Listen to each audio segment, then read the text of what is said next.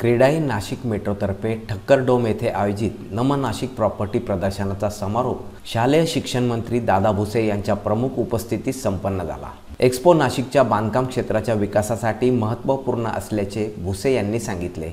5 दिवसांच्या प्रदर्शनात 57 फ्लॅटचे तर 50हून अधिक प्लॉटची बुकिंग झाली। तब्बल 100 कोटीची उलाढाल एक्स्पोतून झाल्याचे आयोजकांनी सांगितले। म्हाडाचे विभागीय अध्यक्ष रंजन ठाकरे, क्रीडाई नाशिक मेट्रोचे अध्यक्ष गौरव ठक्कर, मानस सचिव तुषार संकलेचा, एक्स्पोचे समन्वयक Rishikesh Kote, Narendra Kulkarni, IPP Krunal Patil, expo committee प्रमुख मनोज खिवसरा, उपाध्यक्ष अनिल आहेर, उदय घुगे, श्यामकुमार साबळे, प्रवीण तिदमे, कामगार विकास उपायुक्त विकास माळी, मुख्य प्रायोजक दीपक बिल्डर्स अँड डेव्हलपर्सचे संचालक दीपक चंदे हे यावेळी उपस्थित होते। या प्रसंगी गौरव ठक्कर यांनी सांगितले, प्रदर्शनामुळे नाशिकचे ब्रँडिंग झाले। रिअल इस्टेट क्षेत्रात सोन्याच्या बाजाराप्रमाणे गुंतवणुकीचे क्षेत्र आहे। आढावा समन्वयक नरेंद्र कुलकर्णी यांनी घेतला। यावेळी माजी अध्यक्ष जितूबाई ठक्कर, सुरेश पाटील, अनंत राजेगावकर, किरण चव्हाण, सुनील कोतवाल, उमेश वानखेडे, रवी महाजन यांची उपस्थिती होती। तर आभार समन्वयक ऋषिकेश कोते यांनी मानले। प्रॉपर्टीचा एक्स्पो आहे। आपण सगळेजण आज क्लोजिंग सेरेमनीसाठी इथे जमलेलो आहे। आमचे अध्यक्ष आदरणीय श्री गौरवजी ठक्कर यांच्या संकल्पनेतून 14 ते 18 ऑगस्ट ही तारीख आपण निवडली, कारण फेस्टिवलच्या अगोदर ती तारीख असेल तर आपल्याला पुढे हे करणं सोपं जाईल। या अनुषंगाने ती तारीख निवडली आणि आज तो आपल्याला रिझल्ट मिळाला आहे। अतिशय चांगल्या पद्धतीने उलाढाल झाली आणि आमच्या बांधकाम व्यावसायिकांनी फेस्टिवल सुरू होण्या अगोदरच दिवाळी साजरी केली। जवळपास साधारणतः 50हून अधिक म्हणजे जवळपास 57 फ्लॅट तसेच 50हून अधिक प्लॉट विकले गेलेले आहेत आणि मोठी उलाढाल इथे झालेली आहे। खरं तर या एक्स्पोचा उद्देश फक्त फ्लॅट विकणे किंवा हे विकणं असं नसते, तर संपूर्ण शहराची आर्थिक उलाढाल पण या निमित्ताने होते आणि हाऊसकीपिंगपासून तर अगदी मोठ्या विकासकापर्यंत सगळ्यांचा याला हातभार लागतो। या संपूर्ण एक्स्पोमध्ये साधारणतः 80हून अधिक स्टॉल होते, 300हून अधिक प्रोजेक्ट होते आणि सगळेच कमर्शियल तसेच इंडस्ट्रियल प्लॉट असेही सगळे होते आणि या सगळ्यांना खूप चांगला रिस्पॉन्स मिळाला आहे। कुंभचा संकल्प आम्ही केलं, चर्चासत्र रोज दुपारी ठेवले होते। आमचे सगळे 5 प्रेसिडेंट्स ज्यांनी SOP दिलेली आहे क्रीडाच्या कामाची। दादा एक थोडक्यात सांगतो की आम्ही एक्स्पो का करतो। आपल्या भारतात 3 एसेट क्लास आहेत दादा, रिअल इस्टेट, गोल्ड आणि स्टॉक। आम्हाला रिअल इस्टेट कळतं, गोल्ड सर्वांनाच कळतं आणि स्टॉक मार्केट कोणालाच कळत नाही। म्हणून आम्ही इथे एक्स्पोमधून रिअल इस्टेटमधली गुंतवणूक का सर्वात जास्त चांगली आहे आणि काय याचे रिटर्न चांगले मिळतात हे दाखवण्याचं, हे समजवण्याचा लोकांना प्रयत्न करतो। दादा आम्ही काही दिवसापूर्वी एरोनॉमिक्स नावाचा एक इव्हेंट घेतला, तशाच धर्तीवर आम्ही एड्युनॉमिक्स नावाचा एक इव्हेंट घ्यायचे आमचा मानस आहे। त्यात आपलं आम्हाला सहकार्य अपेक्षित आहे की एज्युकेशनमुळे सिटीची इकॉनॉमी कशी ग्रो होऊ शकते, चांगला HR इथे आपण निर्माण केला नाशिकमध्ये तरच चांगले इंडस्ट्रीज येतील। याच्यासाठी आम्ही हा उपक्रम इथे सादर करणार आहोत। जास्त वेळ न घेता फक्त रंजन भाऊ, आपण आमच्या विनंतीला मान देऊन इथे आलेले आहात। रंजन भाऊ आपलं पण खूप खूप धन्यवाद। रंजन भाऊ आपल्याला खूप आनंद होईल सांगून की म्हाडाचा सुद्धा स्टॉल या एक्स्पोमध्ये आहे आणि म्हाडाच्या स्टॉलला 2 बुकिंग दादा झाले, त्यांना इथेच अलॉटमेंट लेटर पण सुद्धा देण्यात आले आणि भरपूर साईट व्हिजिट्स हे इथे झालेले आहेत आणि ग्रीहम हाऊसिंग फायनान्सकडनं प्रधानमंत्री आवास योजनेमध्ये 1.8 लाखची जी सबसिडी आहे त्याचं पण खूप मार्केटिंग इथे करण्यात आलं। त्याचा फायदा म्हाडाला, अफोर्डेबल हाऊसिंग आमच्या सगळ्या मेंबर्सला पण झालेला आहे। थँक्यू वन्स अगेन दादा आणि रंजन भाऊ, आपण विनंतीला मान देऊन त्या दृष्टीने सुद्धा आपण जर बघितलं तर तसं एज्युकेशन हब नाशिकला आपण डेव्हलप करू शकतो, तसं मेडिकल हब सुद्धा आपण त्या ठिकाणी डेव्हलप करू शकतो असं माझं मत आहे। आणि हे सगळं करताना आपण सगळे या ठिकाणी दिग्गज मंडळी आपण जसं सांगतात त्या पद्धतीने लोक इन्व्हेस्टमेंट करतात किंवा त्या पद्धतीने डेव्हलपमेंट या शहरामध्ये होत असतात, तर त्या दृष्टीने सुद्धा आपण सगळ्यांनी एकत्र येऊन काम केलं पाहिजे। सिंहासनाच्या दृष्टिकोनातून सुद्धा जे काही इन्फ्रास्ट्रक्चर डेव्हलपमेंट आहे ते आपलं दर 12 वर्षांनी होत असतं, तसं ह्याही वेळेला ते चांगलं डेव्हलपमेंट होईल। मला आज बोलवण्याचं कारण म्हाडा आहे आणि म्हाडा म्हटलं की डेव्हलपर बिल्डर्सला असं वाटतं की काहीतरी आता कोणतरी त्रास देणारे एजन्सी त्या ठिकाणी आलेली. मला तुमच्यापैकी बऱ्याच लोकांना माळी साहेब कल्पना आहे. मी जरी डायरेक्ट नसलो तरी इनडायरेक्टली पण ह्याच व्यवसायात आहे आणि माझ्या वडिलांपासून हा व्यवसाय मी तो आपण बघितलेला आहे. त्यामुळे मी या व्यवसायाशी संबंधित आहे.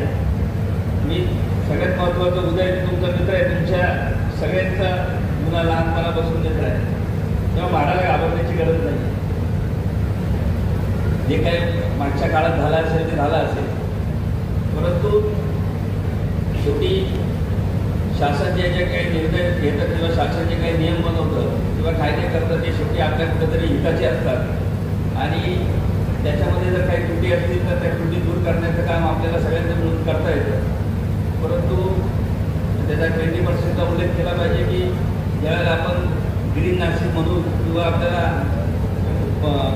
पोल्युशनमुक्त नाशिक बनायचं असेल त्यावेळेला आपल्याकडे काम करणारा कामगार असेल किंवा आपल्याकडे काम करणारा ड्रायव्हर, आपल्याकडे काम करणारा इस्त्री, इलेक्ट्रिशियन या सगळ्यांना आपण जर 20-25 किलोमीटर गावाच्या बाहेर टाकलं तर त्याच्यामुळे ट्रॅफिक कंजेशन वाढणार आहे, पोल्युशन वाढणार आहे.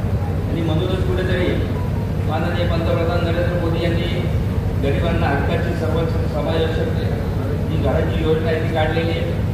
त्याच्यामध्ये जे काही नियम आहे त्याच्यातल्या काही त्रुटी दूर करायच्या असतील तर आपण चर्चा करून बघूची.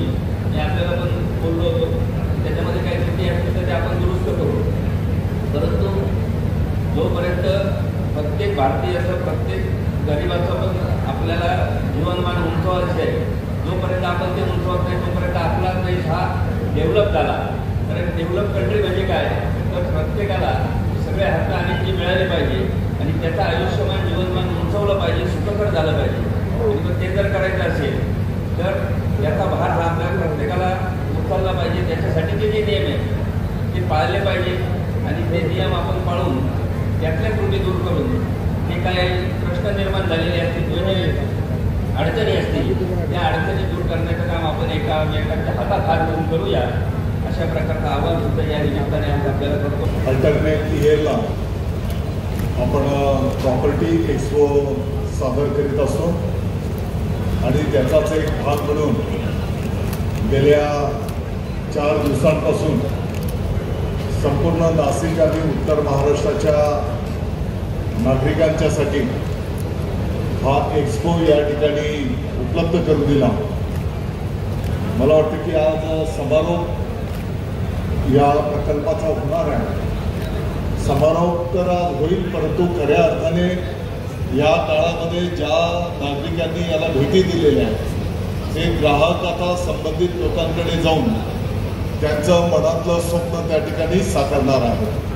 मला चांगलं आठवतं की मागच्याही काळामध्ये अशाच पद्धतीचा एक्सपो आपण नाशिकमध्ये संपन्न केला होता आणि त्यावेळेस बांधकाम क्षेत्रावर काम करणाऱ्या कामगारांच्यासाठी शासनाच्या ज्या काही योजना आहेत ते साहित्य वाटपचाही कार्यक्रम आपण त्या ठिकाणी संपन्न केला होता.